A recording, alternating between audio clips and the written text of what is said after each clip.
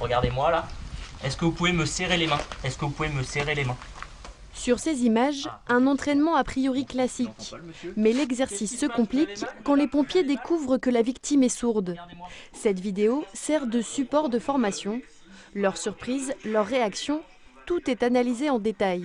Si la communication elle n'est pas bonne, forcément derrière le bilan, c'est que des suppositions et derrière une mauvaise prise en charge. Le cas de Farid sur la vidéo est un cas extrême. C'est Rémi Touzé qui a eu l'idée de cette formation. Le déclic, il l'a eu sur le terrain. Sapeur-pompier depuis 10 ans, il a été confronté à ce type de situation plusieurs fois. Je me suis rendu compte que, en fait, on a été beaucoup plus long que lors d'une intervention pour malaise avec une personne entendante. Et surtout, on récoltait des informations qui n'étaient pas certaines. Calmez-vous. Calmez-vous. Et avec l'expression du visage qui est importante. Voilà. Farid intervient ici bénévolement. Un engagement évident pour lui, suite à une prise en charge qu'il a mal vécue.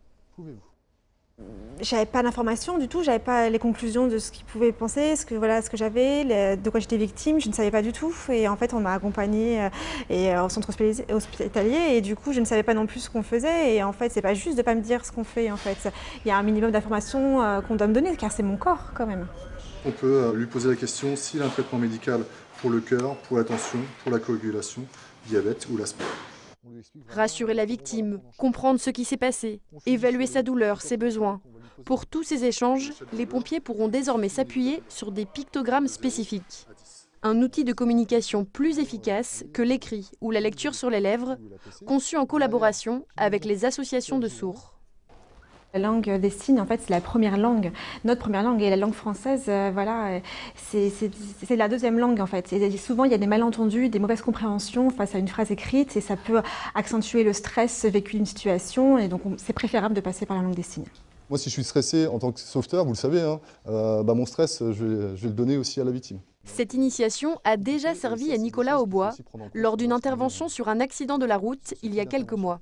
Je lui ai dit bonjour, que j'étais sapeur-pompier, que je signais un tout petit peu et que si ça allait. Donc il m'a répondu oui tout de suite. Si je n'aurais pas eu cette initiation-là, j'aurais eu vraiment une tension supplémentaire, un stress particulier à aller vers lui et savoir comment j'allais faire pour pouvoir établir une communication et lui demander si ça va et pour pouvoir le prendre en charge derrière. Sur les 40 heures de formation annuelle obligatoire, 3 sont dédiées à cette initiation. Je pensais que c'était beaucoup plus compliqué d'apprendre justement 2-3 signes, mais au final, à répétition, ça rentre facilement. La formation qu'on a eue aujourd'hui nous permet d'avoir une première approche et au moins pouvoir échanger les bases et de faire un premier bilan en tout cas avec une personne. Pour l'instant, 250 soldats du feu ont été formés. Objectif, initier tous les sapeurs-pompiers du Calvados, professionnels et volontaires, d'ici la fin de l'année. Avec l'ambition à terme d'étendre cet enseignement à toute la France.